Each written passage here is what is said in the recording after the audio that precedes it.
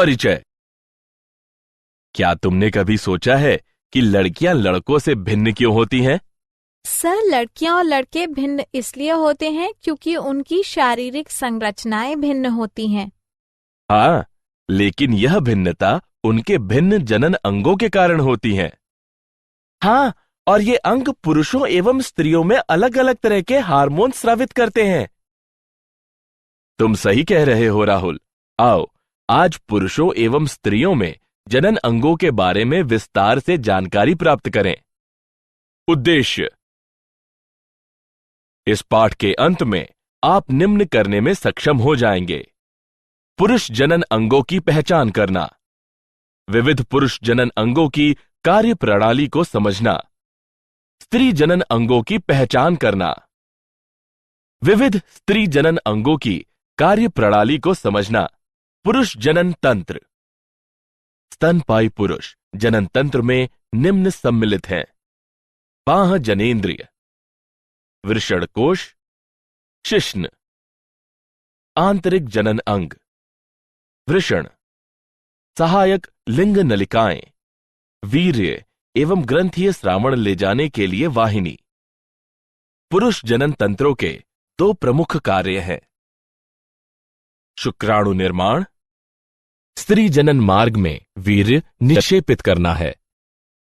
वृषणकोश।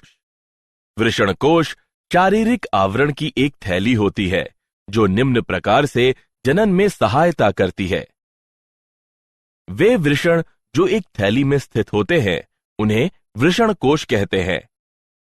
वृषणकोश वृषणों के तापमान को सामान्य शरीर के तापमान से 1 या 2 डिग्री सेंटीग्रेड कम रखने में सहायक होता है। यह कम तापमान शुक्राणु निर्माण और संग्रहण के लिए आवश्यक होता है। शिश्न।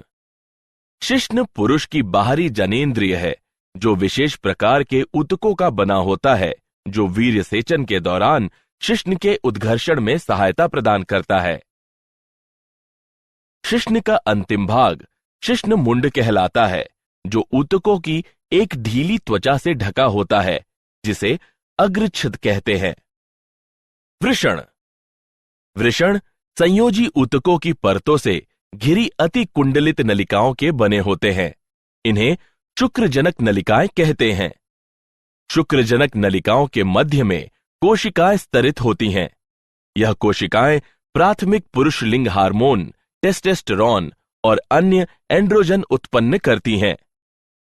शुक्रजनक नलिकाओं में शुक्राणुओं का निर्माण होता है।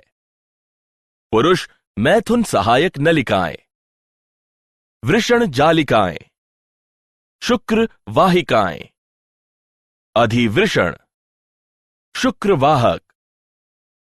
शुक्राणु इन नलिकाओं में निम्न तरीके से प्रवाहित होते हैं।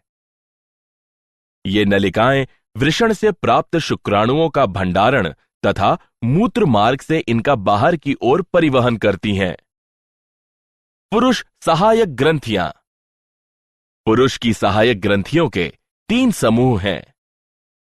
शुक्राशय। इनका स्राव प्रकीर्णव एंजाइम, फल, शर्करा और प्रोस्टाग्लैंडिस कैल्शियम से युक्त होता है। पुरस्थ ग्रंथियां। इनका स्राव प्रतिस्कंदक एंजाइमों और साइट्रेट से युक्त होता है। बल्बोयूरेथ्रल ग्रंथियां।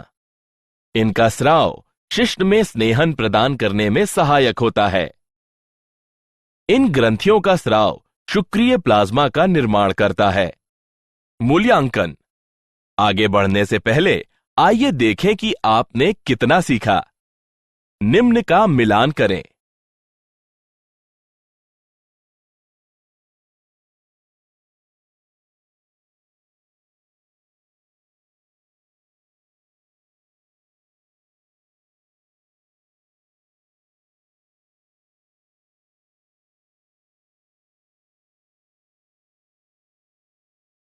मूल्यांकन। आगे बढ़ने से पहले आइए देखें कि आपने कितना सीखा। सही विकल्प को उठाकर उसके संगत स्थान पर रखें। स्त्री जनन तंत्र। स्त्री जनन तंत्र में निम्न शामिल है: अंडाशय यानी मादा जनन, अंडवाहिनी, गर्भाशय, गर्भाशय ग्रीवा, योनि, बाह्य जनेंद्रिय जिसमें भगोष्ठ के 2 सेट और योनि द्वार होता है, एक जोड़ा स्तन ग्रंथियां, अंडाशय, यह अंडाणु और अंडाशयी हार्मोन उत्पन्न करता है, स्नायुओं के द्वारा गर्भाशय से जुड़ा होता है। अंडाशय पीठिका परिधीय वल्कुट और आंतरिक मध्यांश में विभक्त होता है। प्रत्येक अंडाशय विभिन्न रोमकूप अंतर्विष्ट करता है। प्रत्येक रोमकूप में एक अंड कोशिका होती है जो पुटक कोशिकाओं से घिरी होती है। अंडवाहिनी, अंडोत्सर्ग पर अंडे को अंडवाहिनी या डिंबवाहिनी नलिका के कीप आकृति के द्वार के निकट उदर गुहा में धकेला जाता है। अंडाशय के निकट डिंबवाहिनी की कीप जैसी आकृति कीपक कहलाती है। कीपक की झालर अंडोत्सर्ग के दौरान अंडाशय से उत्सर्जित अंडाणु को संग्रह करने में सहायक होती है। पक्षमाभी अस्तर से होकर अंडा अंडवाहिनी से गर्भाशय तक जाता है। गर्भाशय, यह एक मांसपेशीय उल्टी नाशपाती के आकार जैसा होता है जो गर्भावस्था के दौरान भ्रूण को सहारा देता है। यह ऊतकों की 3 परत का होता है, परिगर्भाशय, गर्भाशय पेशी स्तर और गर्भाशय अंतःस्तर। गर्भाशय ग्रीवा, यह गर्भाशय का सिरा होता है जो योनि में खुलता है। ग्रीवा की गुहा को ग्रीवा नाल कहते हैं। योनि, यह पतली भित्ति वाला कक्ष होता है जहां मैथुन यानी संगमन के दौरान शुक्र संचित होता है। योनि ग्रीवा नाल के साथ मिलकर जन्म नाल की रचना करती है। बाह्य जनेंद्रिय, इनमें सम्मिलित है जघन शैल, यह वसामय ऊतकों से बनी गद्दी सी होती है जो जघन, बालों और त्वचा से ढकी होती है। वृहद भगोष्ठ, यह योनि द्वार को घेरे हुए ऊतकों का मांसल वलन है। लघु भगोष्ठ, यह वृहद भगोष्ठ के नीचे स्थित एक जोड़ा वलन होता है।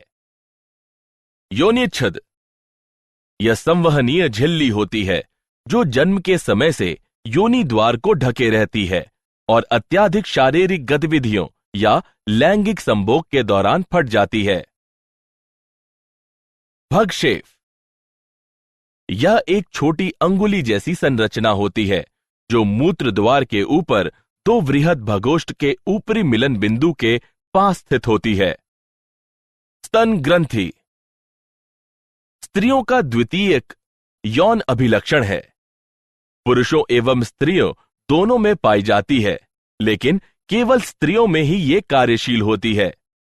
स्तन ग्रंथियों के ग्रंथिल ऊतक 15 से 20 स्तनपालियों से बने होते हैं, जिसमें दुग्ध स्त्रावित करने वाली कूपिकाओं के गुच्छ होते हैं। प्रत्येक स्तनपाली की नलिकाएं मिलकर एक स्तन वाहिनी बनाती हैं, जो अन्य स्तन वाहिनियों से मिलकर एक चौड़ी स्तन तुम्बिका बनाती है, जो दुग्ध वाहिनी से जुड़ी होती है, जिससे स्तन से दूध बाहर निकलता है। मूल्यांकन, आगे बढ़ने से पहले आइए देखें कि आपने कितना सीखा। सही विकल्प को उठाकर उसके संगत स्थान पर रखें। क्या आप जानते हैं, स्त्रियों की जर्म लाइन को कैंसर उपचार से क्षतिग्रस्त होने से बचाने के लिए स्फिंगोसाइन 1 फॉस्फेट युक्त एक औषधि संश्लेषित की गई है। यह औषधि ऐसी स्त्रियों में अंडाशय की कार्यप्रणाली बहाल करने में भी सहायक है। सारांश, आइए हमने जो कुछ सीखा है उसे संक्षेप में दोहराए।